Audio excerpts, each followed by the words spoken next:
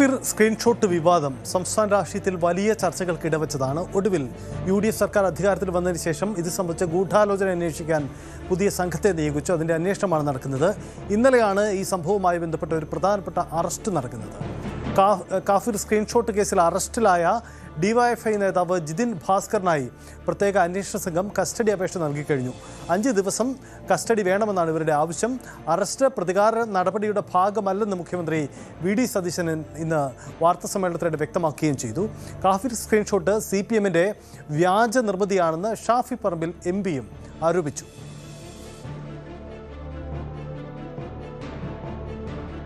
സനീഷ് കുമാർ ചേരുന്നുണ്ട്. അനീഷ്, കാഫിർ വിഷയം കഴിഞ്ഞ പാർലമെന്റ് തെരഞ്ഞെടുപ്പ് സമയത്ത് ഏറെ ചർച്ച ചെയ്യപ്പെട്ടതാണ്. ഒടുവിൽ അതിപ്പോൾ ഒരു UDF സർക്കാർ വന്നപ്പോൾ അന്വേഷണ സംഘത്തെ നിയോഗിക്കുമ്പോൾ ഒരു അറസ്റ്റ് നടന്നു എന്നത് ഈ തെളിവ് ശേഖരണത്തിന് എത്ര കണ്ട് ഇടവയ്ക്കും? നേരത്തെ ഇപ്പോൾ അറസ്റ്റിലായ വ്യക്തിയടക്കം ചോദ്യം ചെയ്തിരുന്നതാണല്ലോ. ഇപ്പോൾ ഈ അന്വേഷണ സംഘത്തിൻ്റെ നീക്കം എന്താണ്? കസ്റ്റഡിയിൽ കിട്ടുകയാണെങ്കിൽ അടുത്ത അന്വേഷണ നടപടി എന്തായിരിക്കണം ഉണ്ടാവുക? സജിത്ത്, കഴിഞ്ഞ ലോക്സഭാ തെരഞ്ഞെടുപ്പ് കാലത്ത് കേരളത്തിൽ ഏറ്റവും വാശിയേറിയ പോരാട്ടം നടന്ന മണ്ഡലങ്ങളിൽ ഒന്നായിരുന്നു വടകര. അവിടെ ഷാഫി പറമ്പിൽ നിലവിലെ MP CPMന്റെ ഏറ്റവും കരുത്തുറ്റ നേതാവായ KK ശൈലജയെ നേരിടുന്ന ഒരു തെരഞ്ഞെടുപ്പ്. ആ തെരഞ്ഞെടുപ്പിന്റെ വോട്ടെടുപ്പ് നടക്കുന്നതിന്റെ തലേ ദിവസമാണ് ഈ വിവാദമായ കാഫിർ സ്ക്രീൻഷോട്ട് മണ്ഡലത്തിൽ വ്യാപകമായി പ്രചരിച്ചത്. അന്ന് തന്നെ ഈ സ്ക്രീൻഷോട്ടിൽ പേര് ഉൾപ്പെടുത്തിയിരുന്ന കാസിം എന്ന MSF നേതാവിന്റെ നേരെയാണ് ആരോപണങ്ങൾ ഉയർന്നത്. പക്ഷേ ആ കേസുമായി ബന്ധപ്പെട്ട അന്വേഷണം മുന്നോട്ട് പോകവേ കാസിമിന് ഇക്കാര്യത്തിൽ പങ്കില്ല എന്ന് കണ്ടെത്തുകയും ചെയ്തു. ഇതേ തുടർന്ന് CPMന്റെ ഒരു അനുഭാവിയായ അല്ലെങ്കിൽ DYFIയുടെ നേതാവായ റിബേഷിന്റെ പേരടക്കം ഈ കേസുമായി ബന്ധപ്പെട്ട് ഉയർന്നു വരികയും അന്വേഷണം റിബേഷിലെത്തിയ ശേഷം പിന്നീട് റിബേഷിൽ നിന്നും അടുത്ത ആളിലേക്ക് അല്ലെങ്കിൽ ഇവർക്ക് ആരാണ് ഈ സ്ക്രീൻഷോട്ട് കൈമാറിയത് എന്ന് സംബന്ധിച്ച അന്വേഷണം ഒരു അവസാനത്തിലേക്ക് എത്തുകയും ചെയ്തു. അല്ലെങ്കിൽ ഇത് മുന്നോട്ട് കൊണ്ടുപോകാൻ കഴിയാത്തൊരു സാഹചര്യത്തിലേക്ക് എത്തുകയും ചെയ്തു. ഇതേ തുടർന്ന് കോടതിയെ സമീപിച്ച് ഈ കേസിന്റെ അന്വേഷണം അവസാനിച്ചു എന്ന് ചൂണ്ടിക്കാട്ടി പോലീസ് റിപ്പോർട്ട് നൽകുകയും ചെയ്തു. ഇതിനുശേഷമാണ് നിയമസഭാ തെരഞ്ഞെടുപ്പ് വരികയും സംസ്ഥാനത്ത് UDF അധികാരത്തിൽ വരികയും ചെയ്ത് കുറ്റ്യാടി MLA ആയ പാറക്കൽ അബ്ദുള്ള ആഭ്യന്തരമന്ത്രിക്കും മുഖ്യമന്ത്രിക്കും ഇത് സംബന്ധിച്ച നിവേദനം നൽകുകയും ഈ പരാതിയുടെ അടിസ്ഥാനത്തിൽ വീണ്ടും ഒരു പ്രത്യേക അന്വേഷണ സംഘത്തെ നിയോഗിച്ചാണ് ആ കേസുമായി UDF സർക്കാർ മുന്നോട്ട് പോയത്. ഈ അന്വേഷണത്തിനൊടുവിലാണ് ഈ സാമുദായിക സ്പർദ്ധ വളർത്താനൊക്കെ പര്യാപ്തമായ ഈ കാഫിർ സ്ക്രീൻഷോട്ടിന്റെ പിന്നിൽ DYFI നേതാക്കൾ തന്നെയാണ് എന്ന കണ്ടെത്തൽ എത്തിയിരിക്കുന്നത്. ഇത്തരമൊരു കണ്ടെത്തലിന്റെ അടിസ്ഥാനത്തിലാണ് ഇപ്പോൾ ജിതിൻ ഭാസ്കർ എന്ന DYFIയുടെ നേതാവിനെ പോലീസ് അറസ്റ്റ് ചെയ്തത്. DYFI വടകര ബ്ലോക്ക് കമ്മിറ്റി അംഗം കൂടിയാണ് അദ്ദേഹം. വടകര സ്ക്വാഡ് എന്ന ഈ ജിതിൻ അടക്കം അഡ്മിന്മാരായ ഗ്രൂപ്പിലാണ് ആദ്യമായി ഈ സന്ദേശം പ്രചരിപ്പിച്ചത് എന്ന് കണ്ടെത്തിയിരിക്കുന്നു. അവിടെ നിന്നുമാണ് പിന്നെ മറ്റ് ഗ്രൂപ്പുകളിലേക്ക് അത് പോയത്. വടകര സ്ക്വാഡിൽ നിന്നും പിന്നീട് റെഡ് എൻകൗണ്ടർ, പോരാളി ഷാജി തുടങ്ങിയ അടക്കമുള്ള ഗ്രൂപ്പുകളിലേക്ക് മാറുകയും ചെയ്തു.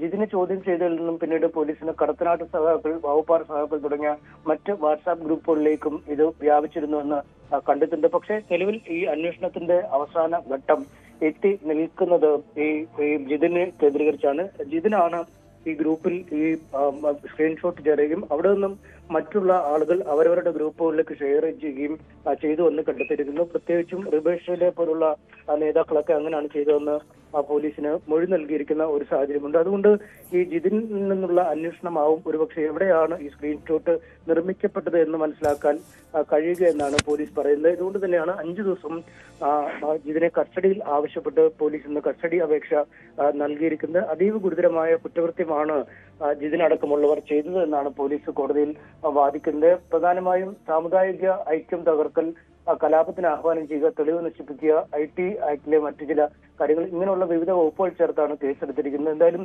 കോടതി ഈ കേസ് പരിഗണിക്കുകയും പോലീസിന്റെ ആവശ്യം അംഗീകരിക്കുകയും ചെയ്യുമോ എന്ന് നമുക്ക് കാത്തിരുന്ന് കാണേണ്ടതുണ്ട്. ഈ സ്ക്രീൻഷോട്ട് ഷെയർ ചെയ്ത അടക്കമുള്ള ആളുകൾക്കെതിരെ കേസെടുക്കണമെന്ന് നേരത്തെ UDF ആവശ്യപ്പെട്ടിട്ടുണ്ട്. പ്രത്യേകിച്ചും ഈ CPMന്റെ മുൻ MLA ആയ KK ലതിക അടക്കം നിരവധി പ്രമുഖർ ഈ സ്ക്രീൻഷോട്ട് പോസ്റ്റ് ചെയ്തിരുന്നു. അതുകൊണ്ട് ഈ സൈബർ ഇടങ്ങളിൽ വളരെ സജീവമായി ആ സമയത്ത് പ്രചരിക്കപ്പെട്ട പോസ്റ്റിന് പിന്നിൽ CPM തന്നെയാണ് എന്നാണ് ഷാഫി പറമ്പിൽ MP അടക്കമുള്ളവർ ആരോപിക്കുന്നത്. നേരത്തെ തന്നെ തങ്ങൾ ഇത്തരമൊരു ആരോപണം ഉന്നയിച്ചതാണ്. ഈ സ്ക്രീൻഷോട്ട് നിർമ്മിച്ചതും പ്രചരിപ്പിച്ചതും ഈ സ്ക്രീൻഷോട്ടുമായി ബന്ധപ്പെട്ട അന്വേഷണം അട്ടിമറിച്ചതിനും പിന്നിൽ CPM തന്നെയാണ്. കേവലം 2 ദിവസം കൊണ്ട് പ്രതികളെ പിടിക്കാൻ കഴിയുമായിരുന്ന ഒരു കേസാണ് 2 വർഷം വരെ നീട്ടിയത്. ഇതിന് പിന്നിൽ കൃത്യമായ CPM-ന്റെ ആസൂത്രണമുണ്ട്. വർഗീയ ധ്രുവീകരണം CPM എല്ലാ കാലത്തും ലക്ഷ്യം വെക്കുന്നതാണ്. പ്രത്യേകിച്ചും TP ചന്ദ്രശേഖരന്റെ വധം നടന്ന ശേഷം ആ കൊലയാളി സംഘം ഉപയോഗിച്ച കാറിൽ മാഷാള്ള സ്റ്റിക്കർ ഒട്ടിച്ചടക്കമുള്ള ഉദാഹരണങ്ങളും ഷാഫി പറമ്പിൽ കാണിക്കുന്നുണ്ട്. പക്ഷേ മറുവശം ഇതിനെ പ്രതിരോധിക്കുന്നത് ഷാഫി അടക്കമുള്ള ആളുകളാണ് ഈ പുതിയ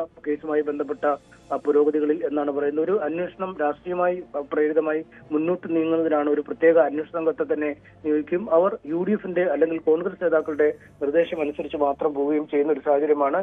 ജിതിൻ അടക്കമുള്ള ആളുകൾക്ക് രാഷ്ട്രീയപരമായും സാമൂഹികപരമായും നിയമപരമായുമുള്ള എല്ലാ സംരക്ഷണയും തങ്ങൾ ഒരുക്കുമെന്നും DYFI അറിയിച്ചിട്ടുണ്ട്. എന്തായാലും ഒരു വല്ലാത്ത വഴിത്തിരിവിനകത്താണ് കേസ് നിൽക്കുന്നത്. ജിതേഷിനപ്പുറം മറ്റ് CPM-ന്റെ പ്രധാന മുഖങ്ങളെ ഈ കേസിൽ ചോദ്യം ചെയ്യുകയോ കസ്റ്റഡിയിലെടുക്കുകയോ ചെയ്യുമെന്നതാണ് ആകാംക്ഷ ഉയർത്തുന്നത്. സജിത്ത്.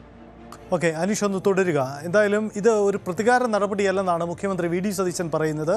ഒപ്പം തന്നെ CPM അന്ന് നടത്തിയ നീക്കങ്ങൾക്കുള്ള വലിയ അന്വേഷണം നടക്കുന്നുവെന്ന് ഷാഫി പറമ്പിലും പ്രതികരിക്കുന്നു. എന്തായാലും രണ്ടുപേരുടെ പ്രതികരണത്തിൽ ഞാൻ ചോദിക്കട്ടെ, ഒരു തെരഞ്ഞെടുപ്പിന് തൊട്ടു മുമ്പ് വർഗീയമായ വിദ്വേഷമുണ്ടാക്കുന്ന തരത്തിൽ, വർഗീയമായ ചേരുതിരിവുണ്ടാക്കുന്ന തരത്തിൽ ഒരു സ്ക്രീൻഷോട്ട് ഉണ്ടാക്കിയിട്ട് അത് അവിടെ മത്സരിച്ച വടകരയിലെ ഞങ്ങളുടെ പാർലമെന്റ് സ്ഥാനാർത്ഥിയായ ഷാഫിയുടെ തലയിൽ കെട്ടിവെച്ച് അയാളെ തോൽപ്പിക്കാൻ വേണ്ടി നടത്തിയ ശ്രമമല്ലേ? ആ ശ്രമത്തിന് ഞങ്ങൾക്കെതിരായിട്ട് എന്തൊരു ആക്ഷേപമായിരുന്നു. ഞങ്ങളാണിത് ഉണ്ടാക്കിയെന്ന് ഞങ്ങൾ അന്ന് തന്നെ ഇത് പറഞ്ഞു. ഞങ്ങളല്ല. എന്തൊരു കാപഢ്യമാണ് CPM അവിടെ നടത്തിയത്. തെരഞ്ഞെടുപ്പിന് മുമ്പ് വർഗീയമായ ഭിന്നിപ്പുണ്ടാക്കിയാൽ സംഘപരിവാർ ചെയ്യുന്ന അതേ പണി CPM ചെയ്തില്ല. അവിടെ സംഘപരിവാർ ഈ പരിപാടി ചെയ്യാറുണ്ട്. ഈ കാഫിർ സ്ക്രീൻഷോട്ടിന്റെ ഈ തെരഞ്ഞെടുപ്പിന്റെ അജണ്ടയാക്കാൻ അന്നത്തെ LDF-ന്റെ സ്ഥാനാർത്ഥി തൊട്ട് ഇപ്പൊ കഴിഞ്ഞ ദിവസം വരെ പ്രതികരിച്ചിരുന്ന LDF-ന്റെ കൺവീനർ വരെയുള്ള മുഴുവൻ ആളുകളും, പാർട്ടി സെക്രട്ടറി ഉൾപ്പെടെയുള്ള ആളുകൾ, DYFI നേതാക്കന്മാർ, അവരുടെ റാങ്ക് ആൻഡ് ഫയലും മുഴുവൻ ഈ കള്ളത്തിന്റെ പുറകെ ഓടുകയാണ്. ഇത് സൃഷ്ടിച്ചവരെ കൂടെ കേരളീയ പൊതുസമൂഹത്തിന്റെ മുമ്പിൽ കൊണ്ടുവരണം. അതിന്റെ പിന്നിൽ അവരാണെന്നുള്ള കൃത്യമായ ബോധ്യം അവരുടെ അന്വേഷണത്തിന്റെ തുടക്കത്തിൽ തന്നെ കിട്ടി. റിബേഷ് എന്ന് പറയുന്ന DYFI നേതാവിൽ ചെന്ന് അന്വേഷണം തട്ടി നിന്നു എന്ന ഒരു വാദം പറഞ്ഞിട്ട് കേസിനെ അവസാനിപ്പിക്കാൻ ശ്രമിച്ചതിന്റെ പുറകിലെ കാരണം കൃത്യമാണ്. കാരണം ഇത് താഴെ തട്ടിൽ ആരുടെയെങ്കിലും തലയിൽ വിരിഞ്ഞൊരു ബുദ്ധിയല്ല. ഇതിന് പാർട്ടിയുടെ ഉന്നത നേതൃത്വവും അന്നത്തെ ഭരണ നേതൃത്വത്തിന്റെയും അറിവോടെ ഈ വടകരയുടെ മണ്ണിനെ വിഷം കലക്കാൻ അവർ നടത്തിയ ശ്രമമാണ് എന്ന് പറയാതിരിക്കാൻ കഴിയില്ല.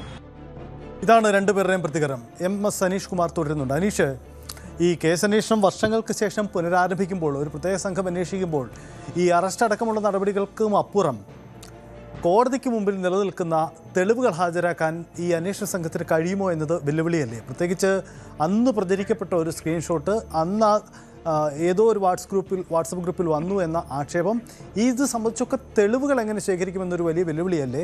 ഒരുപക്ഷെ അന്വേഷണ സംഘത്തെ കുഴയ്ക്കുന്ന ഒരു പ്രശ്നം കൂടി ഇല്ലാത്തില്ലേ? ഈ കേസിന് അങ്ങനെ കൂടി ഒരു അപൂർവതയും വെല്ലുവിളിയും അന്വേഷണ സംഘത്തിന് മുന്നിൽ ഉണ്ടാവില്ലേ അനീഷ്? സജിത്, തെരഞ്ഞെടുപ്പിന്റെ തലേ ദിവസമാണ് ഇത്തരത്തിലൊരു സ്ക്രീൻഷോട്ട് പരക്കെ പ്രചരിക്കപ്പെടുന്ന ഒരു സാഹചര്യം ഉണ്ടായത്. ആ സ്ക്രീൻഷോട്ടുകളിലൊക്കെ ഈ MSF നേതാവായ മുഹമ്മദ് കാസിമിന്റെ പേരിലുള്ള ഒരു പേര്, അതായത് വാട്സാപ്പിൽ കോണ്ടാക്ടിന്റെ ഭാഗത്ത് അദ്ദേഹത്തിന്റെ പേര് രേഖപ്പെടുത്തിയാണ് അത് പ്രചരിക്കപ്പെട്ടത്. അദ്ദേഹം വലിയ പ്രതിരോധത്തിൽ ആകുന്ന ഒരു സാഹചര്യം ഉണ്ടായി. ഈ കേസിൽ പോലീസ് അന്വേഷണം ആരംഭിച്ചു. അതായത് LDF-ന്റെ പരാതിയുടെ അടിസ്ഥാനത്തിൽ തന്നെയാണ് അന്ന് ഈ കേസിൽ പോലീസ് അന്വേഷണം ആവശ്യപ്പെട്ടത്. പക്ഷേ ഏറെ നാളുകൾ കഴിഞ്ഞിട്ടും ഈ കേസിൽ യാതൊരു അന്വേഷണ പുരോഗതിയും ഉണ്ടാവാത്ത ഒരു സാഹചര്യം ഉണ്ടായി. ഇതേ തുടർന്ന് ഈ പ്രതി ചേർക്കപ്പെട്ട മുഹമ്മദ് കാസിം എന്ന MSF പ്രവർത്തകൻ ഹൈക്കോടതിയെ സമീപിക്കുകയും അദ്ദേഹം ഇക്കാര്യത്തിൽ ഒരു നിജസ്ഥിതി പരിശോധിക്കണമെന്ന് ആവശ്യപ്പെടുകയും ചെയ്തു. തുടർന്ന് പോലീസിനോട് റിപ്പോർട്ട് തേടിയപ്പോൾ ഈ കേസിൽ മുഹമ്മദ് കാസിമാണ് സ്ക്രീൻഷോട്ട് നിർമ്മിച്ചത് എന്നത് സംബന്ധിച്ച യാതൊരു തെളിവുകളും ഇല്ല എന്ന് പോലീസ് വ്യക്തമാക്കി. ഒപ്പം കാസിമിന്റെ ഫോൺ പരിശോധിച്ചപ്പോഴും ഇത്തരം ഒരു രേഖ അല്ലെങ്കിൽ ഇത്തരം ഒരു സ്ക്രീൻഷോട്ട് നിർമ്മിച്ചതിന്റെ യാതൊരു തെളിവുകളും ഉണ്ടായില്ല എന്ന് പറയുകയും ചെയ്തു. ഇത്തരത്തിൽ ഈ കോടതിയിൽ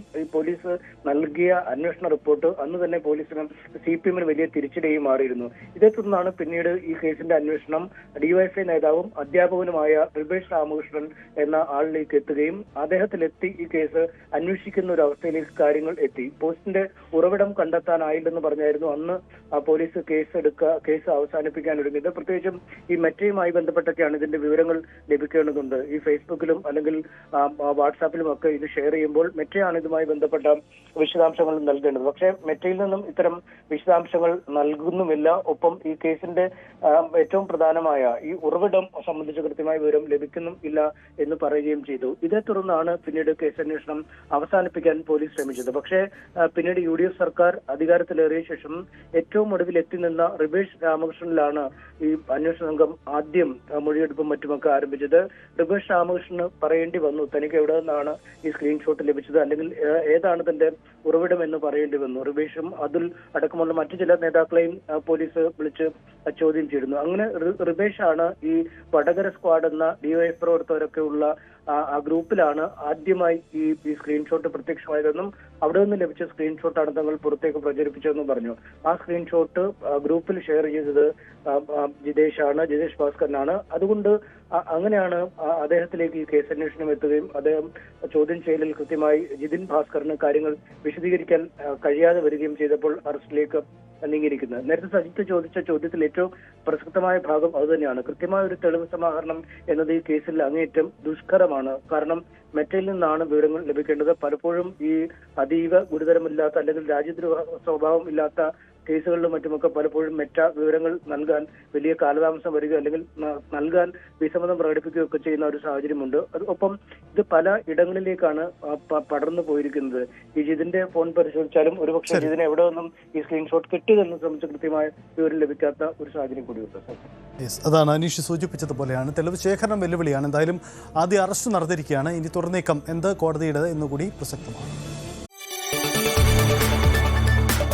കൂടുതൽ വാർത്തകൾക്ക് news 18 Keralam YouTube channel subscribe ചെയ്യുക.